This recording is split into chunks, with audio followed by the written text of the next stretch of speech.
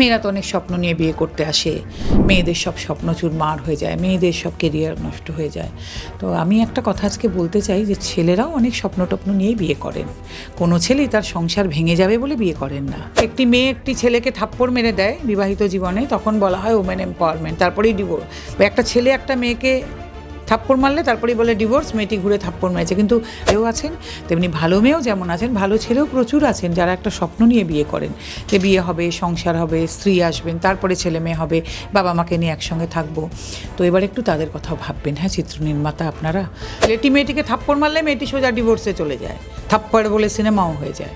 কিন্তু যখন মেয়েটি ছেলেটিকে থাপ্পড় মারে, সে কিন্তু এক্সপেক্ট করে একটা সরি বললেই সব মিটে যাবে, একটু অন্য ইমোশন বেচার চেষ্টা হোক না। নারী তো একজন পুরুষের মা এবং বোনও, তাদের ইমোশনটা একটু বেচার চেষ্টা হোক। সম্প্রতি একটি হিন্দি সিনেমা মুক্তি পেয়েছে, যে সিনেমাটির নামই হচ্ছে মিসেস, এবং তারপর থেকে আমরা দেখলাম যে সমাজ মাধ্যমে বিভিন্ন নেটিজেনের বিভিন্ন বক্তব্য। কোথাও কেউ বলছে মুভিটাকে ব্যান করে দেওয়া উচিত, কেউ আবার বলছে যে টক্সিক ফেমিনিটিকে প্রমোট করছে। তুমি নিজে একটি পুরুষ অধিকার সংস্থার তুমি একদম মেনে মাথা আছো, তোমার এই মুভিটা নিয়ে তোমার কি বক্তব্য, কি মনে করছো? আমি তো উল্টোটাই মনে করি যে মেয়েদের ভীষণ পিছিয়ে পড়া দেখানো হয়েছে। 2025 সালে দাঁড়িয়ে একটি মেয়ে, তার ইন্টারন্যাশনাল নাচের ট্রুপ আছে, সে গাড়ি চালাতে পারে, সে হঠাৎ বিয়ের আগে তার একটি ডাক্তার ছেলেকে দেখে হঠাৎ লাফিয়ে ঝাঁপিয়ে বিয়ে করতে রাজি হয়ে গেল। এমনও নয় যে তার বাপের বাড়ির অবস্থা খুব খারাপ, সে নিজেও দেখতে শুনতে ভালো। সে তার বিয়ের আগে স্বামীকে বলবে না তার তার ভবিষ্যৎ কেরিয়ার, তার স্বপ্ন কী। সে একটা ছেলেকে দেখে তার সঙ্গে হঠাৎ করে বাইরে দুদিন ঘুরলো, খেলো দিলো, আর বিয়েতে রাজি হয়ে গেল।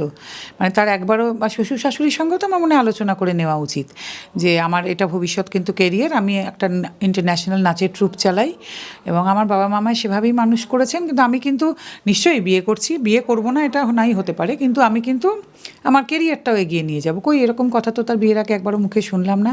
নাকি একটি প্রতিষ্ঠিত ডাক্তার ছেলে পেয়েছেন এবং মোটামুটি যতদূর মনে হলো বোধহয় ওনার শ্বশুরমশাইও ডাক্তার ছিলেন। তো একটা প্রতিষ্ঠিত বাড়ি পেয়েছি, ওয়েল টু ডু ফ্যামিলি, তার গিয়েই আমি রান্নাবান্নার কাজে ব্যস্ত হয়ে পড়লাম, সেটাতেও কোনো অন্যায় নেই। কিন্তু আমার মনে হয় যে এই জিনিসগুলো আজকে অনেক আগে অনেক বেশি পরিষ্কার হওয়া উচিত। বরং আমার মনে হলো এই ছবিটিতে মেয়েদের লজ্জা পাওয়া উচিত, কারণ 2025 সালে দাঁড়িয়েও মেয়েরা আজকে এমন জায়গায় দাঁড়িয়ে আছেন। এবং বারবার একটা কথা বলছি, এটা কিন্তু সেই প্রান্তিক মেয়েদের গল্প নয়, এটা কিন্তু সেই হতদরিদ্র বাড়ির মেয়েদের গল্প নয়, বা 10টি বোন তাদের গল্প নয়, যারা তাদের বাবারা তাদের কী করে পার করবেন বুঝতে পারেন না, খুব খারাপও দেখতে, গায়ের রং কালো, যেরকম হয় আমাদের দেশে বারবার যেগুলোকে তুলে আনা হয়। তিনি কিন্তু একটি যথেষ্ট সচ্ছল এবং শিক্ষিত পরিবারের মেয়ে, তাকে নিজেকে দেখতেও যথেষ্ট ভালো, তিনি নাচ করেন, তিনি গাড়ি চালাতে জানেন, তিনি হঠাৎ কিছু না জেনে শুনে একটা বিয়েতে রাজি হয়ে গেলেন এবং তারপরে তার ওই ব্যাপারটা, এটা মেনে নেওয়া যায় না। তিনি একটা জল পড়ছে বলে কনস্ট্যান্ট কল থেকে তার স্বামী, যা বোঝা গেল ব্যস্তই ডাক্তার, স্বামীর ওপর নির্ভরশীল হয়ে আছেন, অথচ তিনি দেখাচ্ছে গাড়ি চালিয়ে বেরিয়ে যেতে পারেন, স্বামীর গাড়ি নিয়ে আবার, আর যাওয়ার সময় স্বামীর গাড়িটি নিয়ে যাচ্ছেন। এটাও আমার খুব চোখে লেগেছে। কেন এমনি চলে যেতেন, স্বামীর গাড়ি নিয়ে যাচ্ছেন কেন আপনি? তো তা আমার মতে ওই জল পড়াটা একটা এমসিল বাজার থেকে কিনে এনেও আটকে নেওয়া যায়। আর আজকাল তো আরবান ক্ল্যাপ আছেন, প্লাম্বার ডাকা যায়, ইনফিল্ম ব্র্যান্ডিংও হয়ে যেত, অথবা যে কোনো প্লাম্বারকে ডেকে নেওয়া যায়, ফোন করলেই পাওয়া যায় সব কিছু।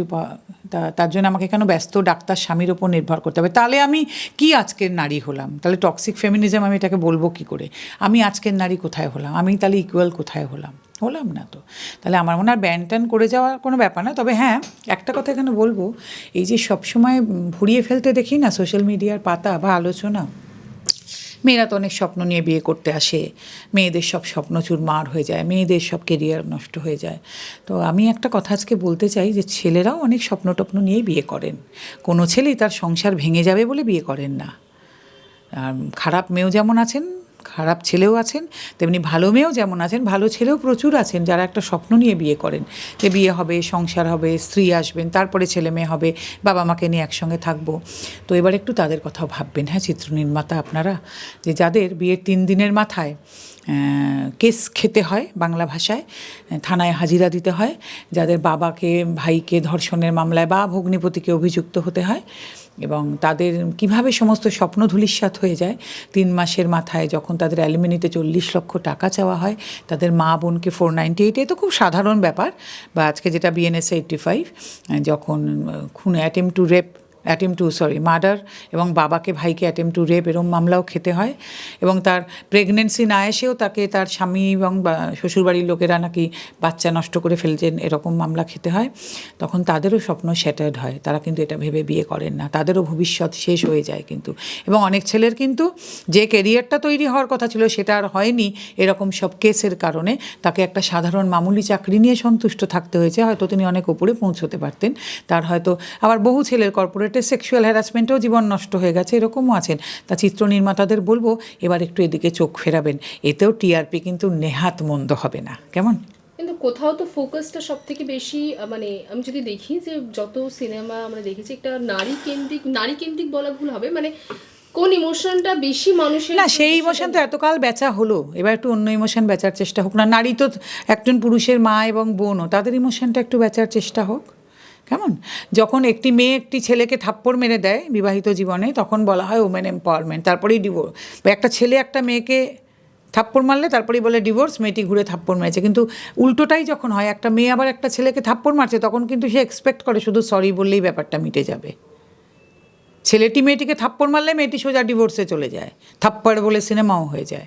কিন্তু যখন মেয়েটি ছেলেটিকে থাপ্পড় মারে, সে কিন্তু এক্সপেক্ট করে একটা সরি বললেই সব মিটে যাবে, বা সেটাকে ওমেন এম্পাওয়ারমেন্টের পরাকাষ্ঠা বলে ধরে নেওয়া হয় এবং সেটার প্রচার করা হয়।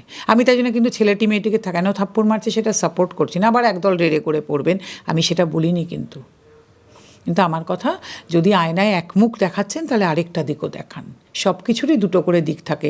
আমাদের একটা দিক দেখাতে দেখাতে দেখাতে দেখাতে আমরা বড্ড একপাশে হয়ে গেছি, আর আরেক দলের কিন্তু দেওয়ালে পিঠ ঠেকছে, এটাও আপনারা মাথায় রাখবেন। কাজে কখন কি ঘটে যায় কিচ্ছু বলা যায় না। আচ্ছা দিদি, এই মুভিটা নিয়েই আমরা দেখলাম যে একটি পুরুষ অধিকার সংস্থার তরফ থেকে আপত্তিও জানানো হয়েছিল। না, তাদের আপত্তির সঙ্গে আই বেক টু ডিফার। ওনারা যে পয়েন্টগুলো তুলে কথা বলছেন, আমরা বেক টু ডিফার। আমরা অ্যাটলিস্ট আমরা all Bengal men's forum to really beg to differ. আমরা ঠিক ওই পয়েন্টগুলো এরমভাবে কথা বলি। আমরা কোনো দিন এরম মনে করিনি যে মেয়েদের জায়গা শুধু রান্নাঘর এবং শোয়ার ঘরে সীমাবদ্ধ, মেয়েদেরকে অন্য কিছুতে মানে এগিয়ে নিয়ে যাওয়া যাবে না, না। তাই জন্যে আমাদের সমাজে সেরা নারীও আমরা করছি প্রতি বছর, রিয়েল এম্পাওয়ার্ড ওমেন কারা দেখাবার জন্যে we really beg to differ. আমি আমার বক্তব্য পরিষ্কার বললাম যে বরং আমার কোথাও মনে হয়েছে যে মেয়েদের খানিকটা ছোট করা হয়েছে এই সিনেমাটাতে। 2025-এর নারী একেবারেই এরকম নন। মানে কোথাও যেই বিষয়গুলো একদম শুরুতে সমাধান ছিল সেখানে জিনিসটা আমার মনে হয় 2025-এর নারীরা এরকম নন, তারা এর থেকে অনেক অন্যরকম। বাংলা হান্টের আরো খবর দেখতে নজর রাখুন। বাংলা খবর মানেই বাংলা হান্ট।